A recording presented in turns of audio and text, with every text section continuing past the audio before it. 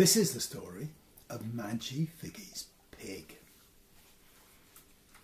Once upon a time, there was a dear old soul by the name of MadgyFiggy.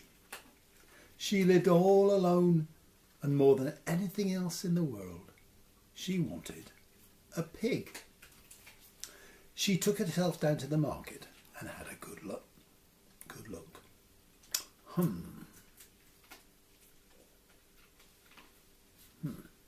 Some of the pigs were too hairy. Some were too thin. Some were too squinty-eyed. But there, in the middle of a great pen of porkers, was the perfect pig for Madgy. Madgy grinned at the pig and gave him a long, slow wink. Piggy sat up on his haunches and winked back. Madgy said, "Chee-haw, chee-haw," which, as you know, is the correct way to call pigs, and the little piggy came trotting over to see her. She tickled the pig under its chin. She scratched him behind his floppy ear holes. She ran her finger through his curly tail. "Piggy," says Madgy, "you and I are going to be very happy together." The owner of the pig came up to Madgy. "Mrs. Figgy, I will sell you that fine pig for £5, he announced. "Bargain," said Madgy. "I'll just be off to sell me eggs and butter, then I'll come back with your money." But when she returned to collect her pig, whom should she meet but her neighbour, Tom Snook, with her piggy under his arm. "Neighbour Tom," said Madgy, "I believe that's my pig you've got under your arm."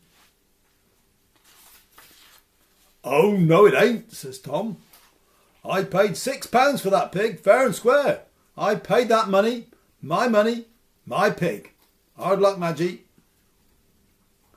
"Neighbour Tom, I will pay you £7 for that pig." "Huh! No, thank you," said Tom. "I will pay you £10. "I don't think so," said Tom. "I won't sell this pig to you, MadgyFiggy, you old witch. I'm going to fatten him up for Christmas time." "I see," said MadgyFiggy, and she leant forward and whispered something into the pig's ear. "Don't you whisper to my pig!" grunted Tom Snook, snatching him away.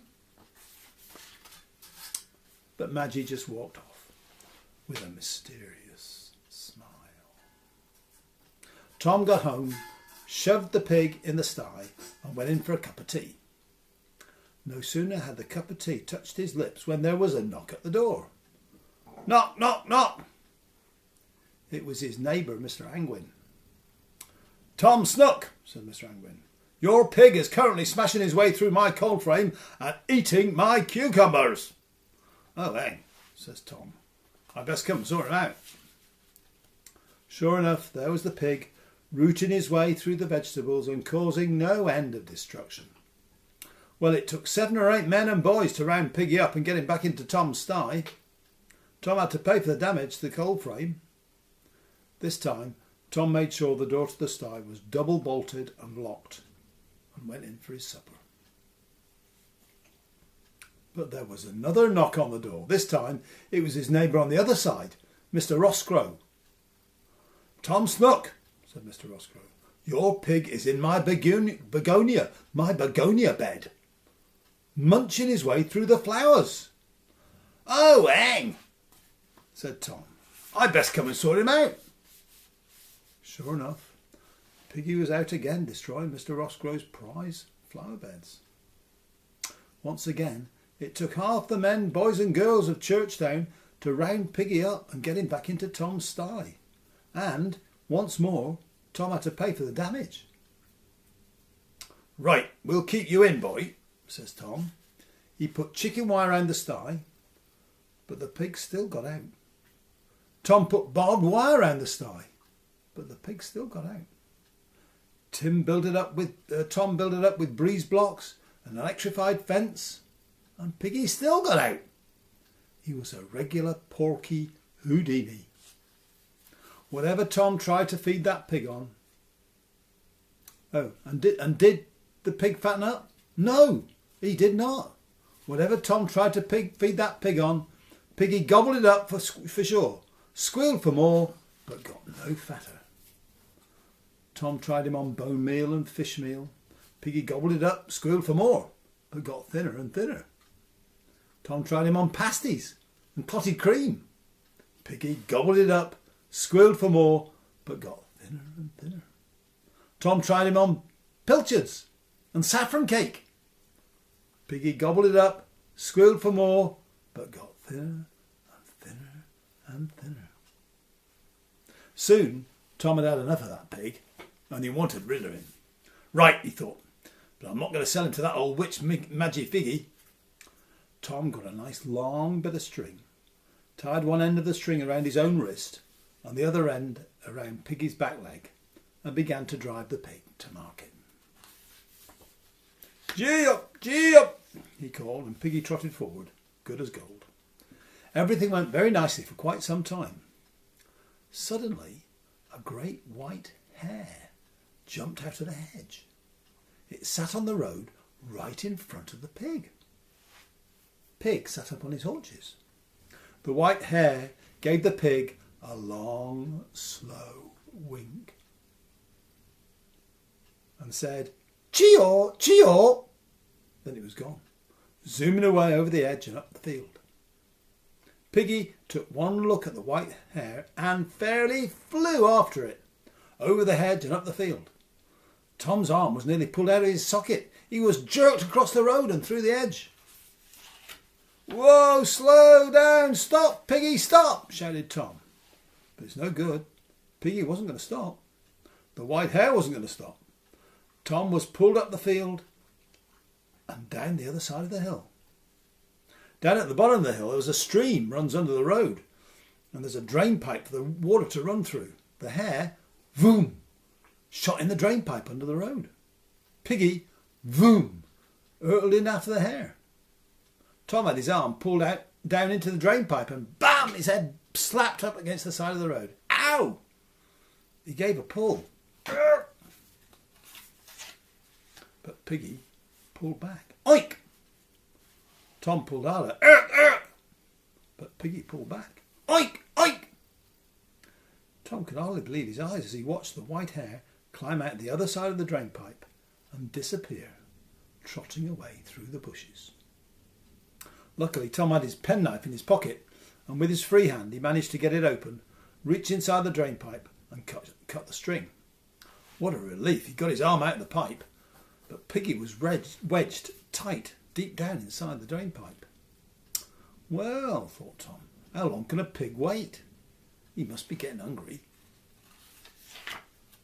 After all, it'd been a long time since breakfast, and if I'm feeling hungry, that pig must be feeling twice as hungry. He will have to come out soon, and then I'll grab him. Tom sat himself down on the road to wait. The time ticked by, and Piggy did not emerge. Lunchtime came and went. The sun began to get lower over the trees. Piggy stayed put in the drain pipe. Tom's hunger grew and grew. Tea time, supper time. Just as he got to thinking about taking off one of his boots and eating that, who's this trotting down the road through the wood with her basket over her arm? MadgyFiggy. "Neighbour Tom," she said, "what are you doing sitting in the ditch?" "Piggy's in the drain pipe, won't come out, and I haven't eaten anything since breakfast," grunted Tom. "Oh dear," said MadgyFiggy. "I don't suppose you'd like to sell me the pig now, would you?" "Oh," said Tom. "Sell you the pig, Madgy? Well, I suppose I could let him go for £10.